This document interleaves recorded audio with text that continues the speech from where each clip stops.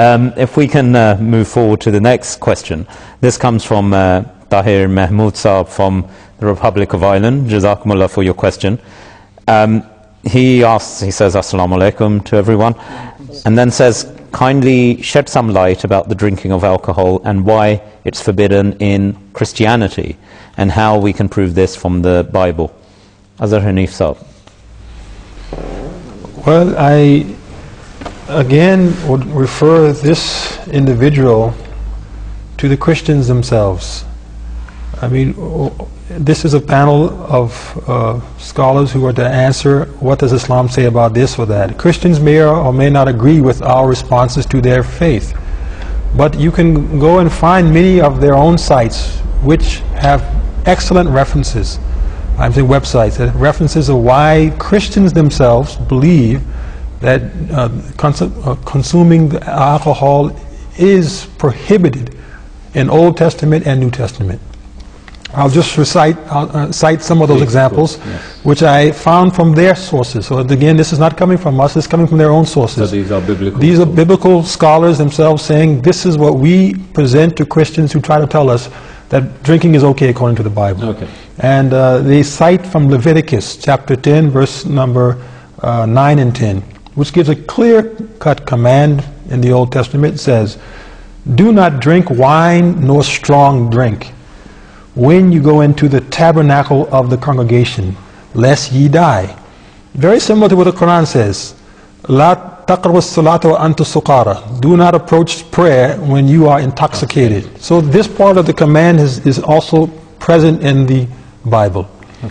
It doesn't go further than that, unfortunately, but this part is there. It goes on and says, "It shall be a statute forever throughout your generations." So this was for the Jewish community forever.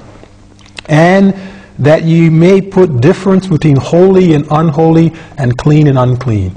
So they're distinguishing between those who are spiritual and those who are unspiritual, those who have moral purity, those who are uncleanness. Again, strong condemnations throughout the Old Testament. In Proverbs verse 21, "Wine is a mocker, strong drink a brawler, and whoever is intoxicated by it is not wise." Again, Ephesians verse 5:18, "And do not get drunk with wine." Very clear. No, I think that's pretty clear cut. Yeah. "For that is dissipation, but be ye filled with the Spirit."